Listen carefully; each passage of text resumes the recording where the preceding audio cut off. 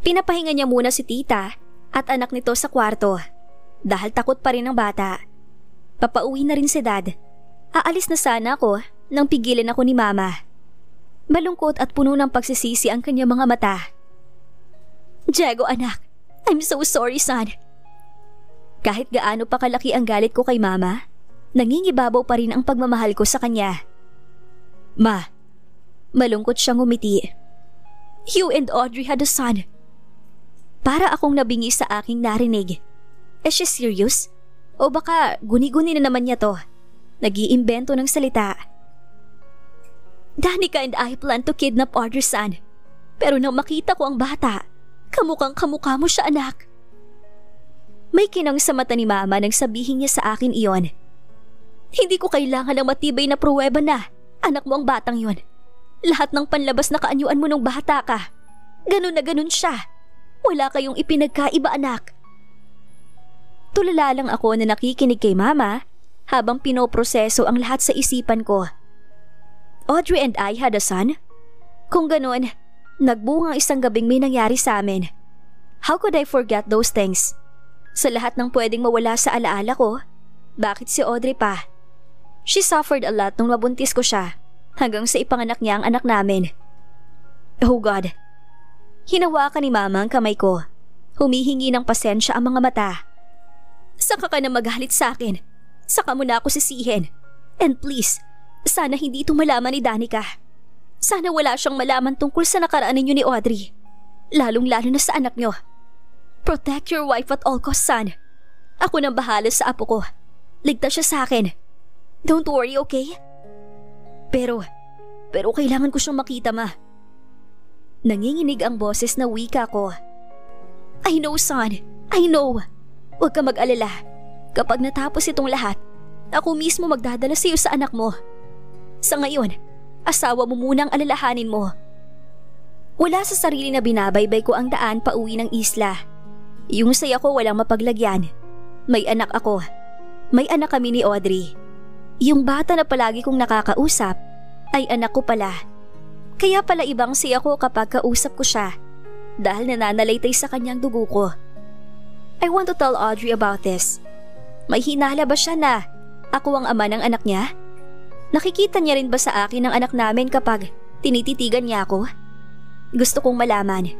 Ngunit sabi ni mama, dapat walang makaalam dahil hindi namin alam kung ano ang susunod na gagawin ni Danica kapag nalaman niya na ako ang ama ng anak ni Audrey. Danica always said that Audrey is hurting her. Hindi ako naniniwala dahil hindi ganoon ang asawa ko. Sa maikling panahon na kasama ko siya, naging kabisado ko na ang ugali niya. At hindi siyang tipo ng tao na nananakit. Pwera na lang siguro kung mayroong malalim na dahilan at hindi niya mapigilan na lumaban. Nagpapanggap pa rin ako sa harap ni Danica. Ngunit ang totoo, gusto ko na siyang saktan sa ginawa niya sa anak ko. And then Audrey came. Nagkainitan sila ni Danica. Nakikinig lang ako sa kanilang dalawa sa palitan nila ng salita. Gusto kong ilabas ni Audrey ang galit sa puso niya na kinikimkim niya. Ngunit hindi ko inaasahan ang mga sasabihin niya. Hindi na ako magtataka kung mas pinili mo magkaroon ng ibang babae kaysa ang hiwalayin ako. Kasi nananalaytay dyan sa dugo mo, ang dugo ng tatay mo na magkaroon ng babae. Na mas piliin na saktan ng taong nagmamahal sa inyo para lang sa konting kasiyahan niyo. Hindi ko alam na ganito pala ang iniisip niya sa amin ni Danica. She's hurting. Kitang-kita ko sa mga mata ng asawa ko habang binibigkas niya ang salitang yon. And about our wedding?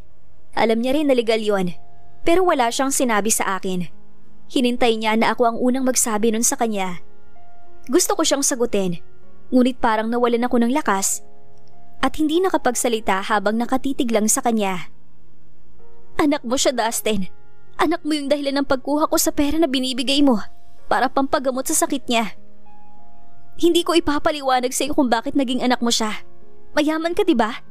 Ipa-background check mo ko, katulad ng ginawa ng mama mo at ng babae mo nang malaman mo ang buong katotohanan. Galit na hinarap ko si Danica. May hinala na ako noon na siya ang pasimuno ng lahat, bakit nagkagulo at nagkaproblema ang mga negosyo ko. Hindi ko yun pinagtuunan ng pansin, pero nagsisi ako dahil binaliwala ko yon. Dahil sa mga ginawa ni Danica, si Audrey ang naaapektuhan ng sobra. Matalim ang tingin ang iginawad ko kay Danica. Diego, don't touch me. Walang kapatawaran ang ginawa mo sa anak ko at lalong-lalo na sa asawa ko. I tried to understand you, Danica. Pero itong umabot na sa kailangan mo saktan ng asawa ko. Dismayado akong umiling. I can't forgive you, Danica. Ako ang makakalaban mo sa oras na saktan mo ulit ang anak at asawa ko. From now on, kakalimutan ko ng pagiging magkaibigan natin. Dahil kahit yun man lang, hindi mo binigyan ng halaga. Iniwan ko siyang umiiyak doon. Kailangan kong makausap ang asawa ko. Ipapaliwanag ko sa kanya ang lahat. Sasabihin ko sa kanya ang lahat at ang buong katotohanan. Audrey is really mad. Hindi niya ako binigyan ng pagkakataon na makapagsalita. Pinagtulakan niya ako. Ayaw niyang hawakan ko siya at ang pinakamasakit sa lahat nang sabihin niyang, ngayon, pinagsisisihan ko na pumayag akong tulungan ka. Pwede ka magpakaama sa anak ko kung gusto mo. Pero hindi ako magpapakaasawa sa iyo. Suko na ako sa papel ko bilang asawa mo. Siguro dala lang sa galit niya, kaya niya nasabi yon. Sobra ko siyang nasaktan, kaya naiintindihan ko at tatanggapin ko ang lahat ng sasabihin niya. Gusto kong ayusin ang lahat. Bago umalis, ipinagluto ko muna si Audrey ng pagkain niya. Hindi ko siya mapasok sa bodega dahil nakalak yon. Kaya nagsulat na lang ako para alam niyang umalis ako. Promise, pagbalik ko, babawi ako. Aayusin ko ang lahat. Gagawin ko ang lahat hanggang sa matanggap niya ang kapatawaran ko at maging bahagi ulit ng buhay niya. Umuwi ako sa bahay para kausapin si Mama.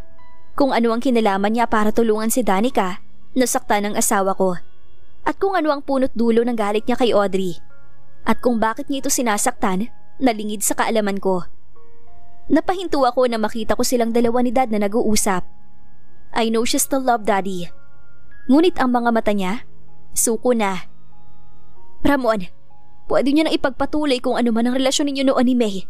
Hindi ko na kayo guguluhin ng dalawa. Basag ang boses na wika ni Mama. Claudia, hindi namin mahal ang isa't isa. Sana maniwala ka. Ngunit sarado ang isip ni Mama. Dahil sino ba naman ang hindi mag-iisip ng ganon? Hindi ka magloloko kung tunay mong mahal ang asawa mo. Nagkasala ako sa'yo at nagkamali ako na pinili kong lumayo at hinayaan na balutin ng galit at puot ang puso mo. Dahil yun lang paraan na alam ko noon para hindi na kita masaktan pa. Mahal na mahal kita pero hindi ako karapat-dapat sa kahit na sino, lalo na sa'yo. Sa sakit at hirap na binigay ko sa'yo. Tahimik na umiiyak si Mama. Ganoon rin si Tita May sa isang sulok habang nakatingin kina Mama. Hindi ko maipapangakong magiging mabuting asawa ko sa iyo. Pagkatapos ng ginawa ko noon, kinakailangan ko lumayo sa iyo nang sa ganun maghilom ang sugat sa puso mo na ginawa ko kay May at sa mga anak ko. Tumingin sa akin si Dad, kay Tita May at huli ay kay Mama. I'm sorry. I will be gone forever. At tatanggapin ko sa kabilang buhay ang parusa sa mga kasalanan at pasakit na ibinigay ko sa inyo. Ang hiling ko lang, sana makasama ko kayo hanggang sa huling hininga ko. Dad is dying. Iyon ang dahilan kung bakit hindi na siya umuwi rito. At ngayon, nagkapatawaran na silang tatlo. Isa lang ang hiling na kailangan naming gawin bago siya mawala. Iyong naroon kami sa tabi niya. Nabunutan ng tinik ang puso ko. Tapos na ang problema sa aming pamilya. Oras naman na ang pamilya ko ang aayusin ko. Ngunit tila binagsakan ako ng buong mundo nang hindi ko nadatna ng asawa ko sa bahay. Nangihina na dinampot ko ang singsing na nakapatong sa ibabaw ng mesa. Sa tabi niyon ay ang annulment paper na may pirma ni Audrey. Ayaw na sa akin ang asawa ko. Sinukuan na niya ako. Tuluyan na niya akong iniwan. Napahagulhol ako hawak ang wedding ring ni Audrey. Singsing na halos mag-iisang taon na niyang suot bilang tanda na asawa ko siya. Audrey's POV. Hindi biro ang pinagdaanan ko. Nawala nga ako sa buhay nila, ngunit ang trauma na ginawa nila sa akin ay dala-dala ko. Nang malaman kong buntis ako, hindi na ako nagdalawang isip na umalis sa bahay ni Diego. Hindi ko siya kayang harapin, kaya iniwan ko na lang ang annulment paper at singsing ko doon. Hindi naman siya mahina para hindi malaman kung para saan yon. Natulungan ko siya sa hiling niyang magpakasal kami. Ngunit sa kasamaang palad, naging legal yon. Hinanda ko ang sarili ko noon sa ganitong bagay. Na kapag nakita na niya at handa na siya sa babaeng pakakasalan niya, doon kami gagawa ng issue na maghiwalay kaming dalawa. Ngunit hindi pala ganoon kadali sa realidad. Ang hirap pala tanggapin, lalo na kapag minahal mo na siya. Kapag naging malalim na ang relasyon na binuo ninyong dalawa. Yung pinagsamahan nyo, lalo na yung paano kanya itrato, kaya ka nahulog sa kanya. Ngunit hindi ko mabago ang isang bagay na yon, ang pagmamahalan nilang dalawa ni Danica. Maraming hadlang, at isa na doon ang pagiging kasal namin. Kaya hinanda ko ng annulment paper nang sa ganoon, wala na silang problemahin na dalawa. Para matigil ng kalokohan ni Danica at ng nanay ni Diego. At para na rin matahimik ang buhay ko. Si Marky ang tumulong sa akin doon sa annulment paper. Siya rin na naghatid sa akin pa uwi ng bahay. Alam ko, may alam na siya sa nangyayari sa amin ni Diego. Ngunit di ko mambibig niya. Nang makita ko si inay, hindi ko napigilan ang mapaiyak sa bisig niya. Iyak lang ako ng iyak na para bang sa paraan ko na yon, sinasabi na hindi magandang sinapit ko sa loob ng halos isang taon na maliw sa kanila ng anak ko. Sa sobrang pag-iyak ko, hindi ko na malaya na. Dinala ko ni inay sa aking kwarto. Nakatulog pala ako. Madilim na nang magising ako. Babangon na sana ako nang maulinigan ko ang boses na labas ng aking silid. Boses na pamilyar sa akin at hindi ko makakalimutan. Sa tono ng kanyang pananalita, galit ito. Nagbabanta ang boses at anumang oras ay susugurin ako. Bumadha ang takot at kaba sa puso ko. Paanong hanggang dito hindi nila ako titigilan? Isisigaw ko na sana ang pangalan ni Diego nang madinig ko rin ang boses niya. Katulad ng kanyang kasama, galit rin ito at gusto akong makita.